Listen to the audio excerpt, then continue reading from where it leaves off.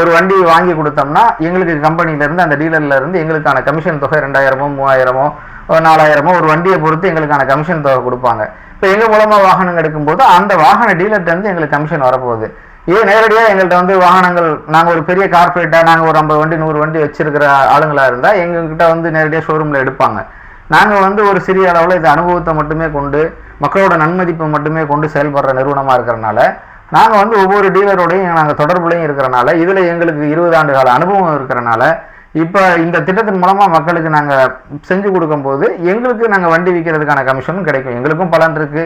பல லட்ச ரூபாய்கள் வந்து உங்களுக்கும் மானிய திட்டத்தில் பயனடைகிற பயனாளியான எங்களுடைய வாடிக்கையாளர்களுக்கும் பலன் இருக்கு. நாங்கள் மானிய திட்டத்திற்குன்னு சொல்லி எந்தவித கட்டணமும் வாங்குறது இல்லை.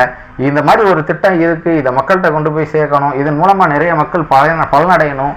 எங்ககிட்ட வண்டி எடுக்கிறனால எங்களுக்கு தர அந்த சிறிய கமிஷன் தொகையே எங்களுக்கு போதுமானது. இதன் மூலமா எல்லா மக்களும் பயனடையணும் அப்படிங்கிற ஒரு நோக்கத்தில் மட்டும்தான் இதை நாங்கள் செய்கிறோம். வேற எந்த ஒரு உள்நோக்கமும் இதில் கிடையாது. நன்றி சார்.